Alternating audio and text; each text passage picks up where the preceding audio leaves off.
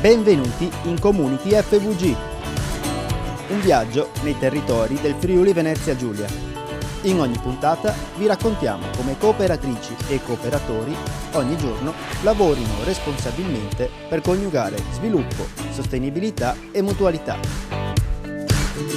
Conosciamo meglio la nostra regione, scoprendo le idee e i progetti che, giorno per giorno, fanno crescere imprese, comunità e persone. In questa puntata di Community FVG, Cooperative cresce impegno per la sostenibilità.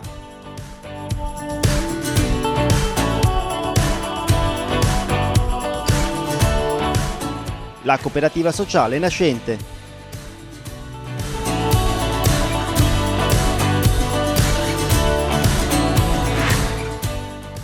Quanto costa costituire una cooperativa?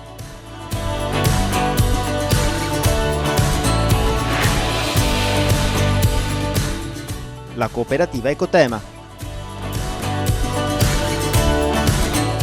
Ora cominciamo il nostro viaggio. Mondo cooperativo.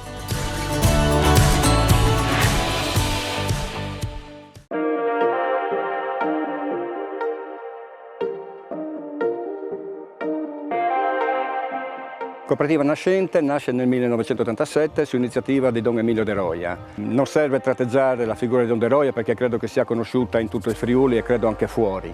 Don De Roia, dopo aver messo in piedi Casa Immacolata per garantire l'accoglienza alle persone disagiate, alle persone emarginate di quei tempi, ha ritenuto che ci fosse, attraverso un loro impegno con il lavoro, uno strumento per dare dignità a queste persone affinché potessero riacquistare un loro ruolo all'interno della società. E questo valeva sia per le persone adulte che per i giovani. E quindi nel 1987 la cooperativa Nascente, tra l'altro una delle prime cooperative sociali in Friuli, ha cominciato la sua attività dando lavoro a delle persone adulte attraverso piccoli lavori edili, attraverso la lettura dei contatori dell'acquedotto, attraverso piccola carpenteria e così via. Nel 2002, nell'ambito di un progetto etico che era la raccolta degli abiti usati, la cooperativa Nascente ha voltato pagina e ha strutturato molto di più quella che era la sua attività, finalizzandola a un maggiore disponibilità nell'accoglienza attraverso le sue file delle persone disagiate, quindi garantendo loro il lavoro, e quindi attraverso un investimento considerevole fatto dei cassonetti in accordo con la Caritas ha garantito la raccolta degli abiti usati nell'arcidiocesi di Udine. Successivamente, grazie quindi a questo lavoro, l'evoluzione della cooperativa è stata tale che ha permesso quindi una crescita costante e continua. Pertanto tutto il derivato da questa attività ha permesso quindi di capitalizzare la cooperativa e metterci nelle condizioni di attivare ulteriori servizi affinché qualora ci fosse l'esigenza di ulteriore spazio lavorativo o che il settore degli abiti non dovesse più garantire la stessa redditività di prima, ci potesse quindi essere un maggior spazio lavorativo. In questo si sono attivati in modo più strutturato il verde, il traslochi e l'edilizia, garantendo quindi a tutte queste persone un notevole lavoro. Recentemente, grazie quindi al lavoro svolto da tanti soci, oggi siamo una settantina circa, la cooperativa è stata messa nelle condizioni di poter fare un notevole investimento che è la nuova sede operativa di Pasian di Prato. Questo perché da una parte la cooperativa era cresciuta, lo spazio presso Casa Immacolata non ci consentiva più di svolgere appieno e in modo confacente le nostre attività, e dall'altra parte si sono creati i presupposti per un ulteriore sviluppo. Per noi questo rappresenta non un punto di arrivo ma un punto di partenza.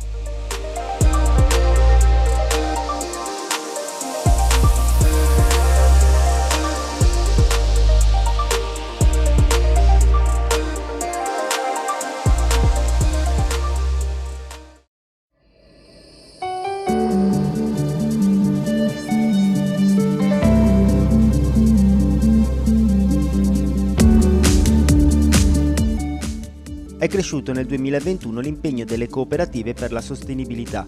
Il 69,3% delle cooperative associate, secondo l'ufficio studi di Confcooperative, ha intrapreso almeno una iniziativa riconducibile ad alcune delle principali tematiche dello sviluppo sostenibile. In particolare il 25,2% ha optato per l'acquisto o l'utilizzo di materiali di minore impatto. Il 18,9% ha avviato percorsi formativi e informativi interni sulla sostenibilità. Il 13,4% delle cooperative si è indirizzato verso il riciclo e il riuso dei materiali, anche di scarto. Infine, l'11,8% delle cooperative ha scelto di promuovere l'eco-innovazione e di investire in tecnologie rispettose dell'ambiente.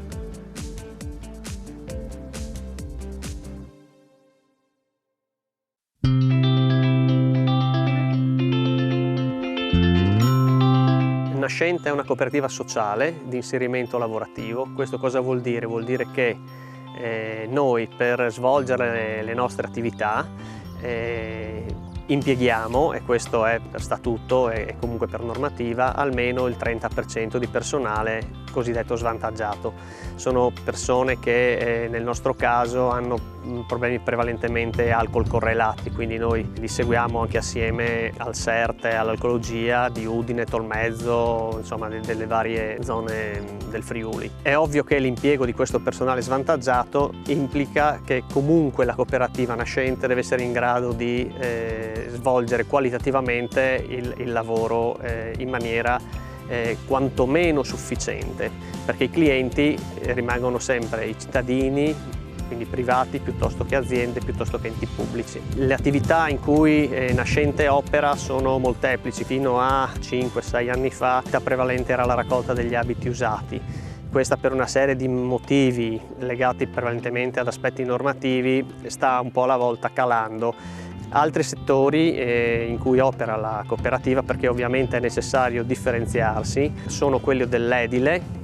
Per edile noi intendiamo veramente sono finiture edili, nel senso che noi facciamo prevalentemente interni, ma questo vuol dire qualsiasi attività con esclusione degli impianti, per cui abbiamo muratori, abbiamo piastrellisti, cartongessisti, imbianchini, montiamo serramenti o li ripariamo, persiane, tutte queste cose qua.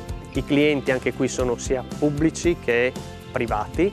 Abbiamo poi altra attività che è in forte crescita, che è quella legata alla manutenzione del verde, che svolgiamo non solamente in zona provincia di Udine, ma anche in Carnia. Altre attività su cui stiamo spingendo è quella degli sgomberi o di gestione e trasporto rifiuti. Questo sviluppo è facilitato dal fatto che noi comunque per trasportare gli abiti usati, che sono normativamente parlando rifiuti, abbiamo dovuto richiedere le autorizzazioni appunto per il trasporto dei rifiuti. Aperta questa porta, abbiamo differenziato le categorie, quindi non trasportando solamente rifiuti tessili, ma tutta un'altra serie di tipologie. Di recente, a inizio anno, anche i pericolosi, e questo è un mondo che ci dà possibilità di crescere e sul quale adesso stiamo vedendo di puntare. Poi abbiamo un altro settore storico che è di pulizie. Ecco, questo è un po' il quadro di tutto quello che al momento fa Nascente. Siamo una settantina tra operai e impiegati e il nostro parco mezzi conta quasi una trentina di furgoni di varie dimensioni, necessari in quanto tutta la nostra attività è sul territorio, quindi noi ci spostiamo sul territorio e ovviamente tutti gli operai hanno necessità di avere dei mezzi per poter raggiungere i vari cantieri di lavoro.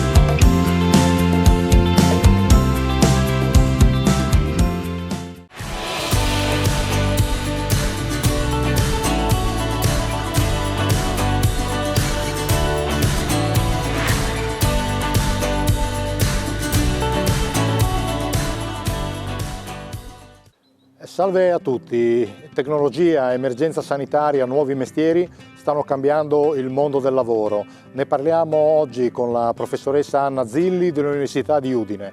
Ecco le sue preziose considerazioni. Professoressa Zilli, in anni recenti il mondo del lavoro ha subito tanti cambiamenti. Quali sono i principali secondo lei, brevemente, e che riflessi avranno sul futuro prossimo? Il primo cambiamento di cui dobbiamo tener conto è quella che chiamiamo digitalizzazione, cioè il fatto che le persone sempre più lavoreranno non da sole ma insieme alle macchine. L'abbiamo già visto tanti anni fa con i computer, oggi facciamo un passo avanti. Questo passo avanti è che le macchine imparano e noi impariamo con loro. Quindi il cambiamento epocale è diventare non un tutt'uno, ma un tutt'più insieme alle macchine. Costruiamo insieme a loro un mondo del lavoro più a misura d'uomo, a misura di persona, anziché un mondo separato e un mondo più freddo. Non possiamo non confrontarci con la pandemia in corso, la sua gravità e le tempistiche, cioè questo allungamento dei tempi di chiusura, diciamo, di questa pandemia. Ecco, che strascichi secondo lei dal suo punto di vista ha lasciato sul mondo del lavoro? La pandemia ha lasciato e sta lasciando molte fragilità. Alla fine non è successo niente che non sarebbe successo comunque, è solo che la pandemia è stato un incredibile acceleratore. Le persone più fragili rischiano di rimanere più indietro. E i fragili chi sono? Sono quelle persone che hanno meno competenze, soprattutto, come accennavo prima, digitali, sono quelle persone che fanno più fatica a cambiare lavoro o modo di lavorare. Quindi la pandemia ha colpito molto duro le donne, ha colpito molto duro i giovani. Su queste due figure professionali per il futuro, donne e giovani, dobbiamo concentrarci molto. E a proposito di imprese, le farei una domanda sulle cooperative, dove il lavoratore diventa imprenditore di se stesso. A suo modo di vedere è un limite o un'opportunità? Io nelle regole del lavoro vedo solo opportunità. Quindi se noi guardiamo alla legge sul lavoro in cooperativa, che ormai ci accompagna da 20 anni, dobbiamo pensare che un po' di bisogno di manutenzione c'è. Difficilmente una macchina 20 anni senza cambiare l'olio e i filtri va avanti. Allora sicuramente il lavoro in cooperativa è una grande chance, non a parole ma a fatti. Questo vuol dire che la cooperativa funziona se è vera cooperativa. Ecco, proprio qui le volevo chiedere, per approfondire un attimo questo concetto, la compagine sociale di una cooperativa, dove ci sono ovviamente più persone che cooperano, che collaborano, che caratteristiche dovrebbe avere per avere successo, cioè non essere solo un tentativo che poi va a finire male? Diciamo questo, le cooperative e tutto il mondo del lavoro funziona quando ci sono trasparenza e chiarezza. E anche in questo settore, se la cooperativa fa il suo percorso, e cioè coinvolge i soci in vere assemblee, coinvolge dal management all'operatore nuovo entrato, in un percorso trasparente e condiviso si possono fare davvero i miracoli. Penso a due situazioni in particolare: le cooperative sociali di tipo B, che sono il motore dello sviluppo inclusivo, quindi che davvero possono fare la differenza per le persone, e le cooperative dei lavoratori che si riprendono in mano le aziende dopo i fallimenti di queste. Questi elementi sono grandi e potenti motori del mercato del lavoro.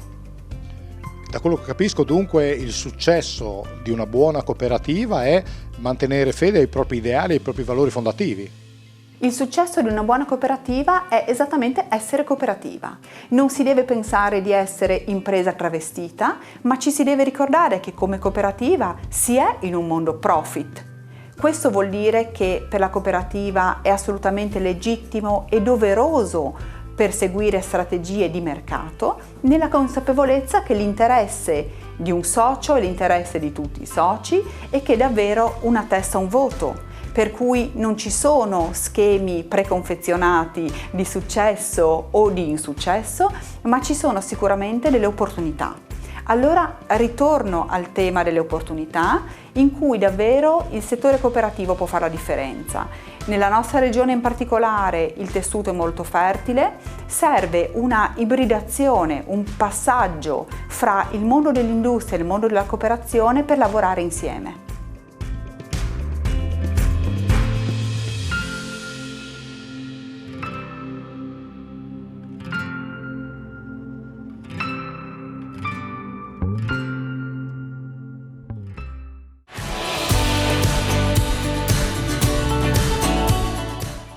Fine della prima parte.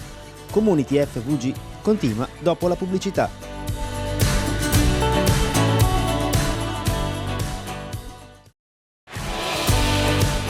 Ben ritrovati in Community FVG. Riprendiamo con Mondo Cooperativo.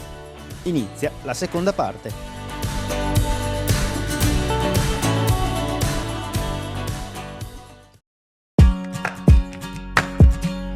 La nostra cooperativa Ecotema nasce nel 1988 e all'inizio ci occupavamo di fare monitoraggio della qualità dell'aria utilizzando i licheni e poi abbiamo cominciato a fare tantissime cose, fra cui gestione di centri visite, pubblicazioni e tanto altro ancora. Diciamo che la cosa principale, il nostro cuore della nostra cooperativa è fare divulgazione naturalistica.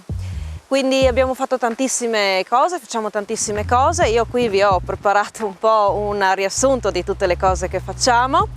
Allora, noi facciamo attività nei musei scientifici di Trieste, quindi attività per le scuole, attività per i bambini, attività per le famiglie, attività per gli adulti, di tantissimi temi diversi, tutto quello che potrebbe, diciamo, poter essere fatto all'interno dei musei. Quindi il Museo di Storia Naturale, l'Orto Botanico, l'Acquario, il Museo del Mare e anche lo Speleovivarium dall'altro anno. Tutte queste attività e tanto altro ancora lo portiamo anche nelle scuole, quindi noi portiamo queste attività all'interno delle scuole, portiamo tanto altro, facciamo sia attività in classe ma anche se la scuola ce l'ha un giardino, in giardino, e poi purtroppo negli ultimi anni abbiamo dovuto farlo anche con la didattica a distanza, ma abbiamo fatto anche questo. Inoltre, siccome appunto siamo tutti quanti biologi naturalisti, ci occupiamo di fare escursioni naturalistiche in varie parti della provincia di Trieste e anche della provincia di Gorizia. Facciamo camminate, passeggiate a tema, quindi sia mostriamo le bellezze naturali che, non so, scegliamo un tema. Potrebbero essere le piante, potrebbero essere gli insetti, dipende. Anche qui per tutti i gusti, quindi dai bambini agli adulti. E l'altro anno purtroppo siamo stati tutti quanti chiusi in casa, quindi le attività in presenza non abbiamo potuto farle. E quindi abbiamo cominciato a fare dei corsi online dedicati ad aspetti naturalistici ed è stato molto bello perché abbiamo avuto un gran riscontro. Perché d'altra parte le attività in presenza le facciamo con le persone della regione, perché chiaramente un'escursione partecipano le persone della regione o un'attività didattica partecipano le scuole della regione. Invece con i corsi online abbiamo potuto avere partecipanti da tutte le parti d'Italia e anche da fuori Italia. È stato veramente molto bello, ecco.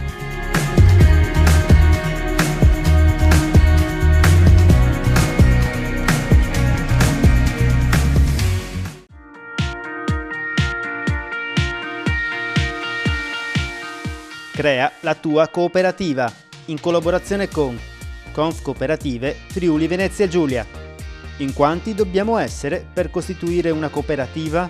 No, non è particolarmente costoso, anzi è una delle strutture che meno costano in sede di costituzione.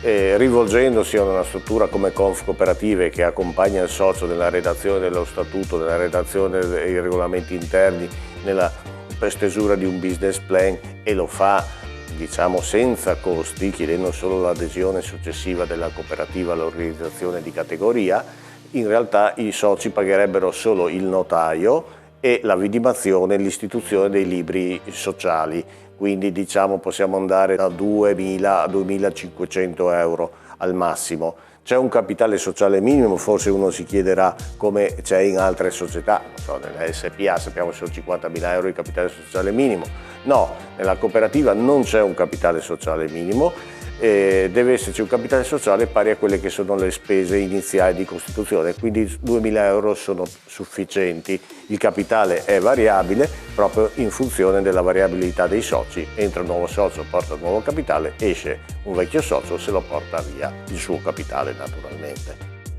Vuoi costituire una cooperativa? Contattaci presso le sedi territoriali di Gorizia, Pordenone, Trieste e Udine, oppure visita il sito www.confcoop-fvg.it.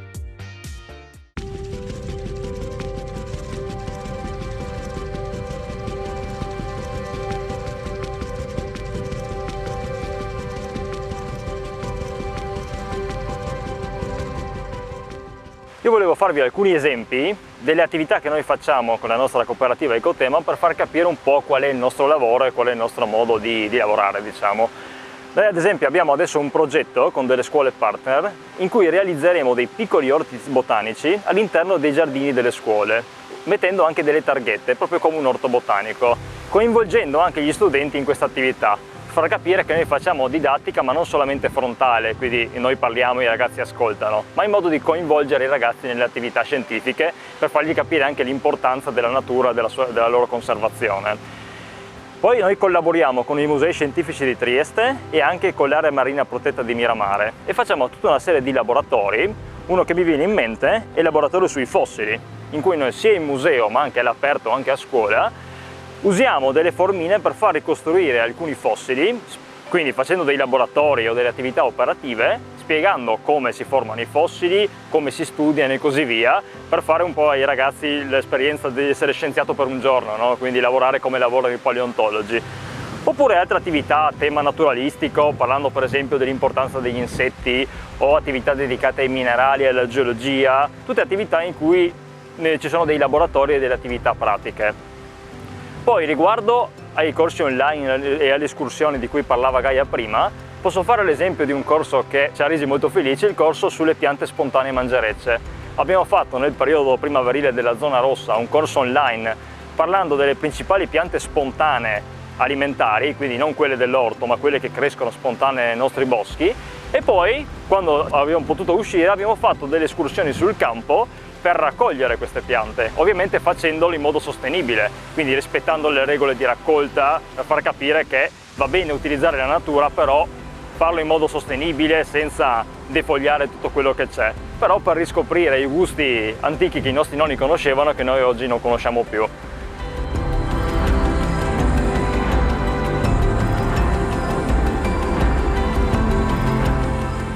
Se vi interessa di più comunque riguardo alle nostre attività, abbiamo sia un sito che è ecotema.org, ma anche una pagina Facebook in cui potete trovare informazioni sulle attività che facciamo sia nei musei, sia con il WWF, sia in natura, sia come corsi online, e se vi interessa potete trovare tutta una serie di informazioni o anche scriverci se vi interessa qualcosa in particolare.